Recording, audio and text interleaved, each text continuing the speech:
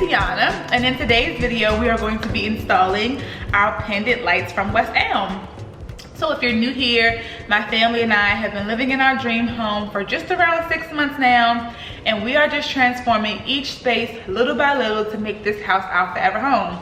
So if you love all things home decor, DIY, that white, black, and gray aesthetic with neutral tones, as well as clean with me's, organizational videos, please be sure to hit the subscribe button to join our Marsh Forever Family.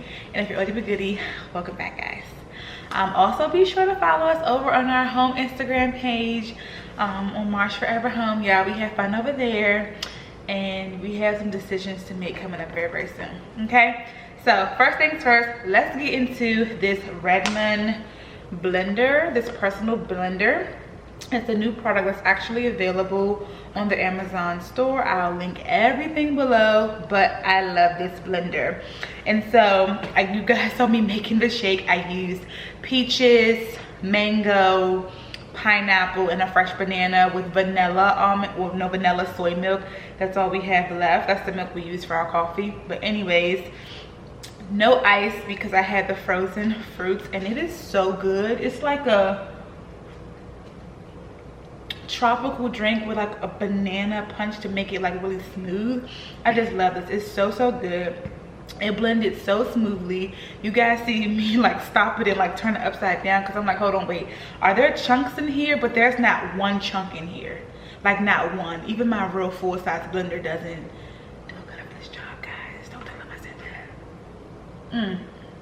I'm like so impressed, and I'm so impressed also with just how minimal it is.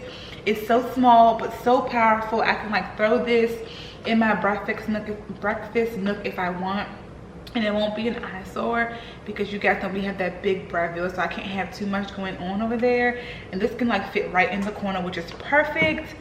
And I just love how minimal it is too, in the sense that it has this one little powerful blade, which I really underestimated. And I can just take this off and then screw the top on and go. So when I'm done making a shake and I'm going out the door, I take this with me. I can rinse this off, throw it in the dishwasher, and be done. So that's pretty nice.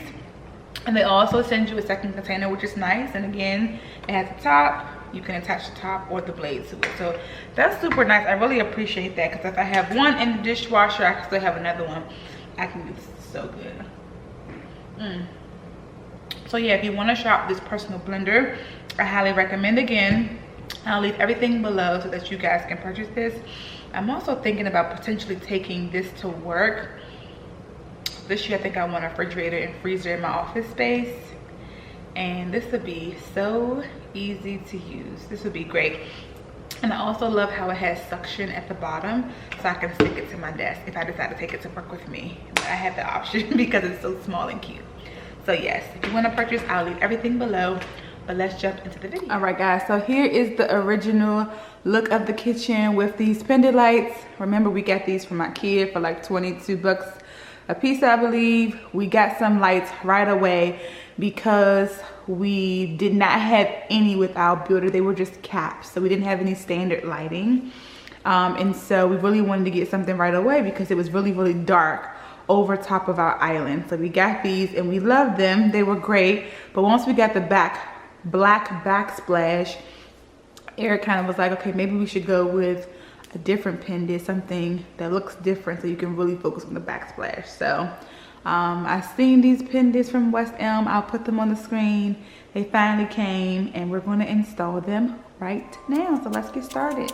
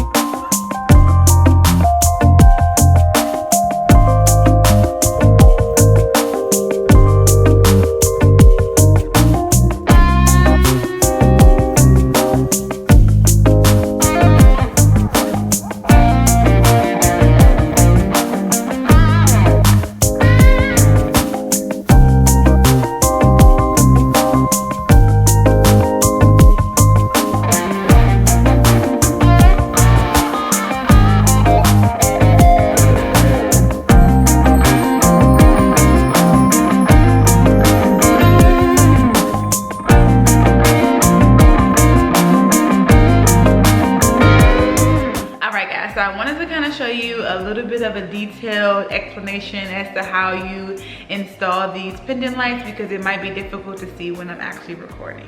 Now, my dad is a licensed electrician, has been for over 20 years, and so he's taught Eric and I a lot and some of the things we can do ourselves. We do have him come to help us when things get too difficult. We have 3-ways and 4-ways and ceiling fan pre-wires, because it's just super hard, or adding a remote. He does it really, really quick, but he's able to really explain how it works so that we can do it. And so we have standard pre-wires here, okay? There is a difference between ceiling fan and standard pre-wires. Ceiling fan pre-wires usually have a box up in the ceiling to be able to hold the weight of the ceiling fan or chandelier.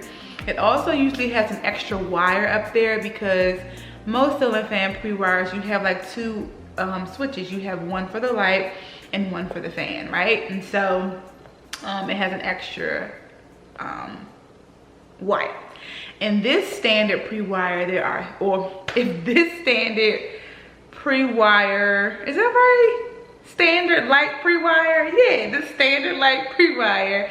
We have 3 wires in the ceiling. We have a white wire, a black wire, and a copper wire, or like rose gold looking wire. So in my standard light, I have the same to match. I have a white, let me show you here. Can you guys see that? Yeah, you can see that. I have a white wire that we're going to attach to the white wire. I have a black wire we're going to attach to the black wire. And I have this green wire we're going to attach to the copper. Copper almost always goes with green, but make sure you check your instructions to make sure. I'm not trying to get nobody electrocuted, but in our case, in our home, green always goes with the copper one. And so when you first take down a fresh pre-wire, you want to make sure you strip your wires in the ceiling. And so you'll have a white wire that had the white like casing all the way to the end. You want to strip like 1/4 of an inch off, because you'll see this one has like some like little wire hairs. Let me try to get close.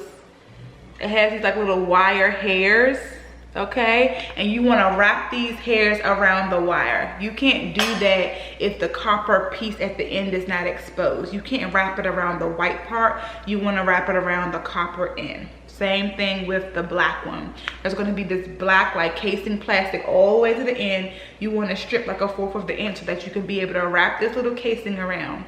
The copper wire is just all wire, so there's no like colored casing around it. Okay, that's what the green one's attached to. So you're going to take the little wire hairs, wrap it around the wire to match the copper tip, and then you're going to take this, it's called a wire nut, and you're going to put it on top of both of the wires you've connected together or wrapped around together, and twist it until it gets tight. Okay, then you want to stick those back up in the ceiling and then be able to mount your lights perfectly. I hope that makes sense. I'm not sure we're going to get close enough or clear enough to be able to see it, but I did want to explain it. Be sure to watch more videos to see how you do it, but it's super duper easy. Can save you a few $100 because it'll take an electrician about 20 to 30 minutes. So let's get started.